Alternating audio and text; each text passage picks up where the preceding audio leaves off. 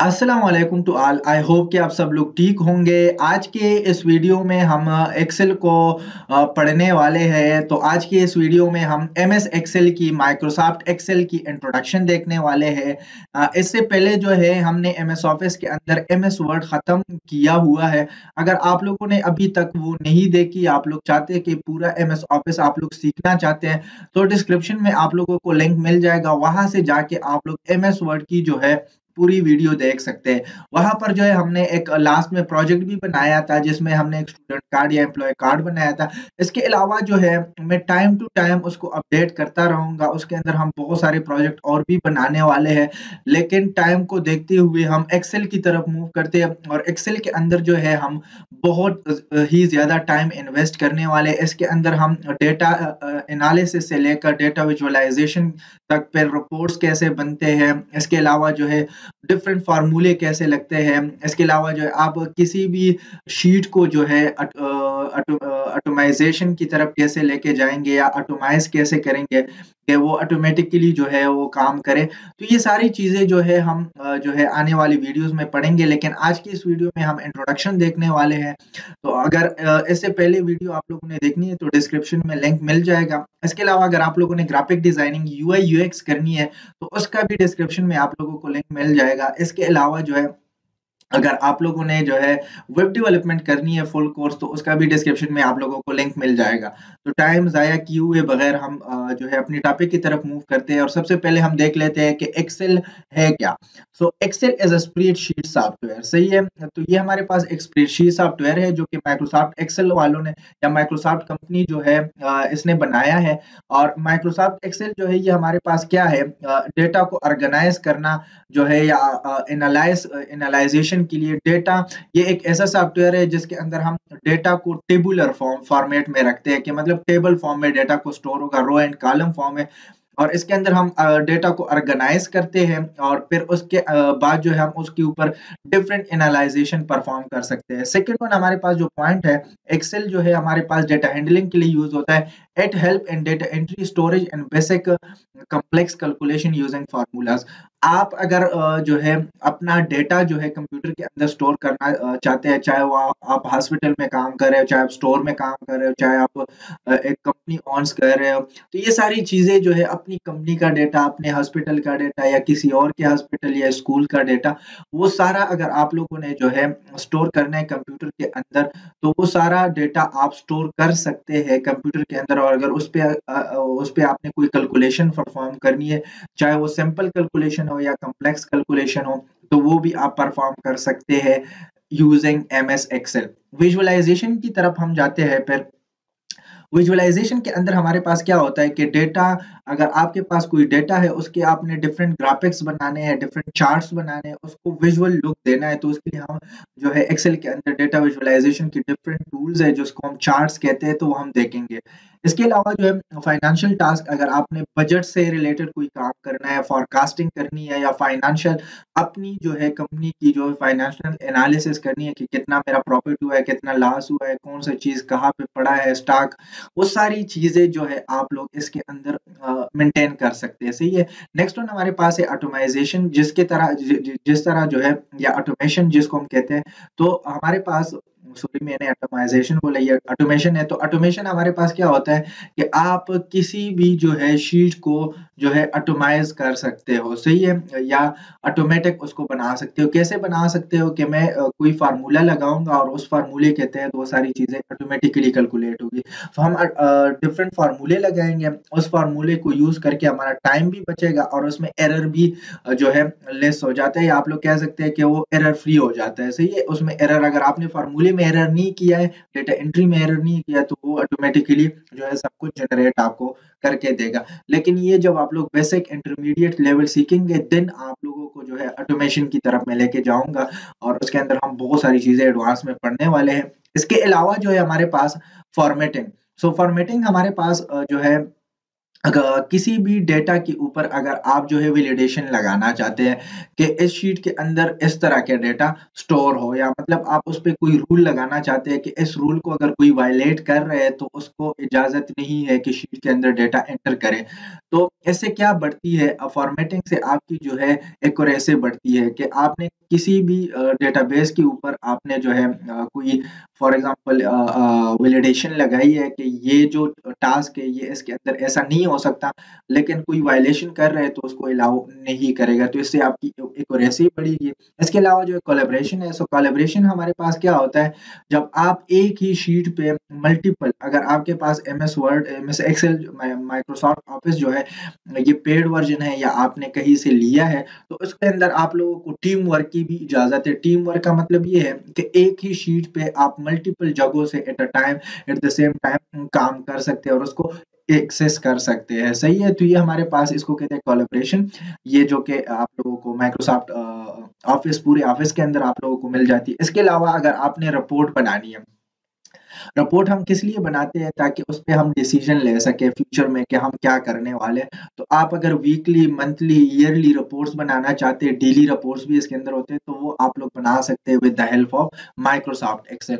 इसके अलावा जो है हमारे पास माइक्रोसॉफ्ट एक्सेल बाकी सॉफ्टवेयर के मुकाबले में यूजर फ्रेंडली है। यूजर फ्रेंडली का मतलब ये है कि इसके अंदर बहुत सारे टूल्स है और एक बार जब आप उसको सीख लेते हैं तो बहुत जल्दी समझ आ जाती है। यूजर को बहुत जल्दी जो है वो यूजर बहुत जल्दी अडॉप्ट कर लेता है, या यूजर को जो है बहुत जल्दी समझ आ जाती है। तो इसी तरीके से जो है ये माइक्रोसॉफ्ट एक्सेल के जो है हमारे पास कुछ मैंने एडवांटेजेस बता दिए। अब इसके अलावा आप लोगों ने 3-3 एडवांटेजेस मुझे और बताने जो इसके अंदर नहीं है, बट एक्सेल उसके लिए यूज़ किया जाता है। तो आप लोग जो है गूगल पे जाएँ या चैट जीपीटी से सर्च कर लें तो आप लोगों को जो है रिस्पॉन्ड करेगा। और इसके अलावा 3 फ़वाइद आप लोगों ने मुझे बताने शॉर्ट लाइन में। इसके अलावा जो है आप लोगों ने मुझे ये बताना है कि माइक्रोसॉफ्ट एक्सेल की कितनी एक्टिव यूज़र है जो कि आजकल जो है यूज़ कर रहे हैं इस चीज़ को, सही है? या मतलब जो है बहुत ज़माने से यूज़ कर रहे हैं, लेकिन इसके एक्टिव यूज़र मुझे बताने हैं कि मंथली या मंथली बेसिस पे चलो, कि मंथली इसको कितना लोग यूज़ करते हैं। और इसके अलावा जो है आप लोगों ने मुझे एक और चीज़ बताना है कि कैलकुलेशन के अंदर जो है माइक्रोसॉफ्ट एक्सेल के अंदर कौन-कौन से फ़ॉर्मूले आप लोगों को आते हैं या आप लोगों को पता है, तो उसका 4-5 का जो है लिस्ट बनाएँ, ये सारी चीज़ें मुझे कमेंट कर दें, सही है? तो मुझे पता चलेगा कि आप लोगों में से कितने लोगों ने जो है माइक्रोसॉफ्ट एक्सेल जो है वो सीखा है या मतलब सीख रहे हैं। इसके अलावा जो है अगर आप लोगों को जो है माइक्रोसॉफ्ट एक्सेल जो है एडवांस लेवल तक चाहिए तो आप लोग नीचे जाएँ और हैशटैग माइक्रोसॉफ्ट एक्सेल लिखें, सही है? तो ये आप लोगों की कुछ टास्क है जो मैंने आप लोगों को दिया है।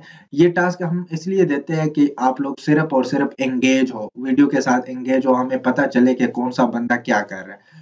तो अब हम क्या करते हैं, मैं इसको मिनिमाइज़ कर रहा हूँ और मिनिमाइज़ करने के बाद जो है मैं यहाँ पे आता हूँ, एक्सेल को ओपन कर लेता हूँ। तो सिंपल तरीका ये है कि आप एक्सेल लिखे सर्च में तो एक्सेल आ जाएगा, आसान तरीका ही है।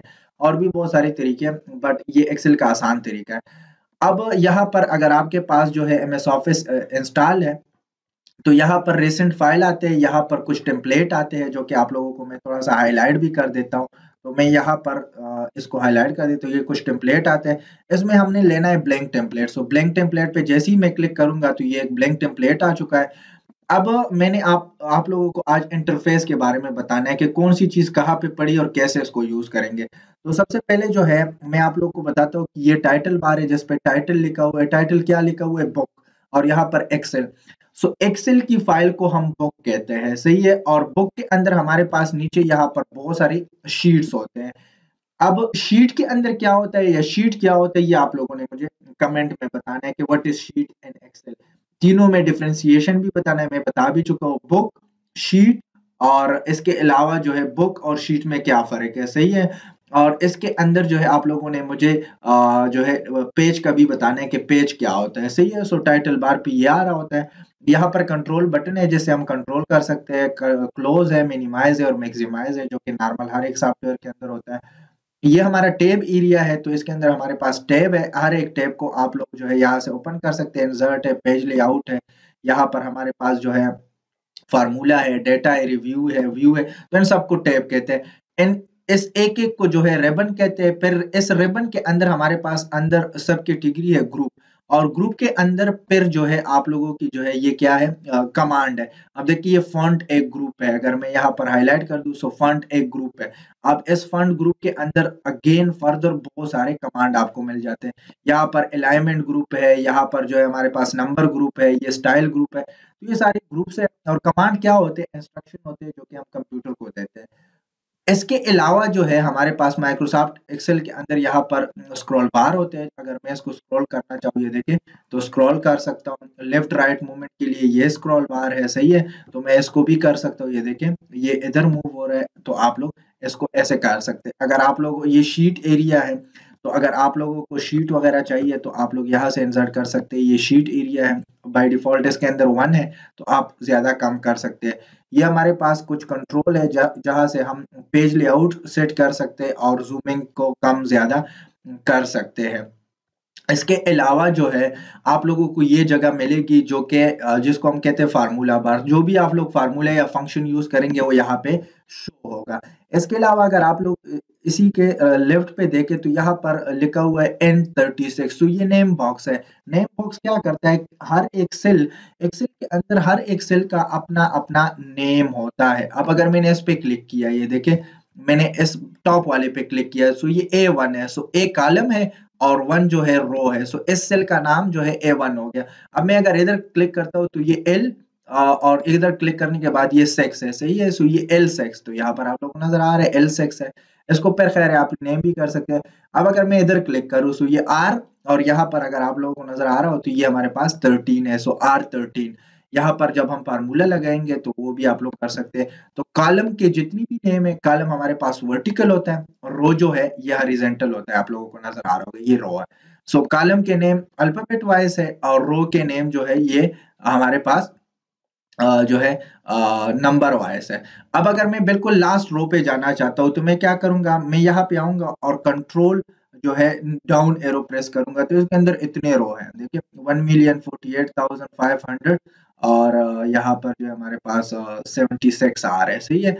अब अगर मैं कॉलम की बात करूँ तो कॉलम जो है जब हम इसको फिर खैर देखेंगे, इसको नंबर में कन्वर्ट करेंगे तो 16,000 समथिंग कॉलम इसके अंदर है। इसको आप दोबारा अगर वापस आना चाहते हैं बिल्कुल फर्स्ट कॉलम पे, तो control left arrow, right arrow से क्या होता है लास्ट में चला जाता है, और लेफ्ट एरो से बिल्कुल जो है इस पे आ जाता है लेफ्ट साइड पे। ए से अब ये स्टार्ट है।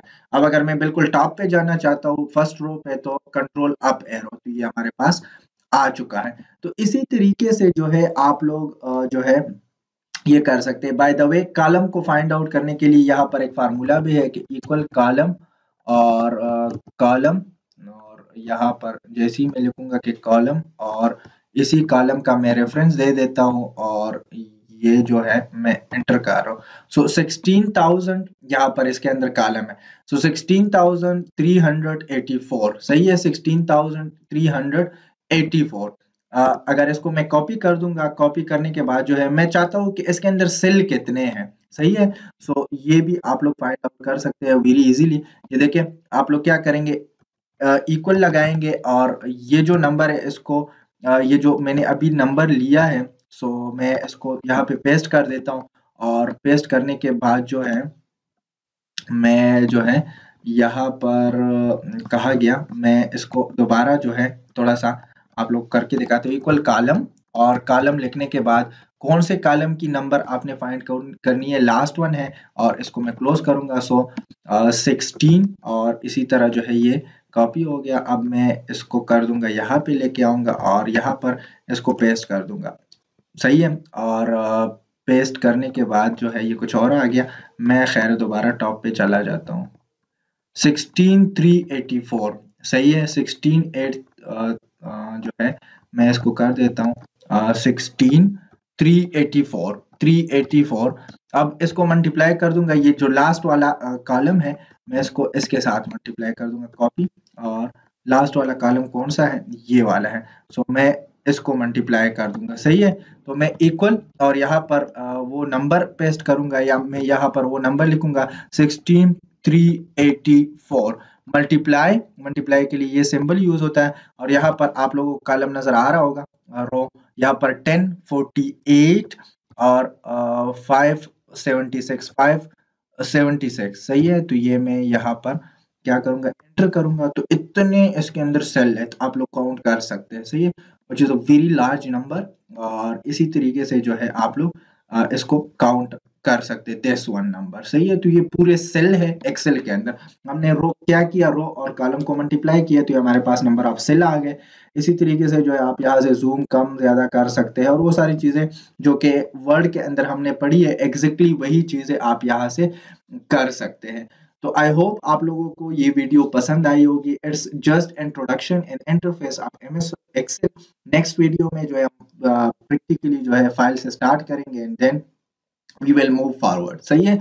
तो आई होप आप लोगों को समझ आ गया होगा। कोई भी क्वेश्चन है रिलेटेड टू जो एमएस एक्सेल, या कोई भी क्वेश्चन है रिलेटेड टू एमएस ऑफिस या आईटी से रिलेटेड कोई भी क्वेश्चन है, तो आप लोग मुझे जो है कमेंट बॉक्स में पूछे, तो इंशाल्लाह आई विल आंसर यू, और मैं आप लोगों को जो है आंसर करके आप लोग की जो प्रॉब्लम है उसको सॉल्व करने की कोशिश करूंगा। तो आज के इस वीडियो में इतना ही था। मिलते हैं नेक्स्ट वीडियो में। अपनी दुआओं में याद रखें, अपना ख्याल रखें, अपने आसपास लोगों का ख्याल रखें, एंड थैंक यू फॉर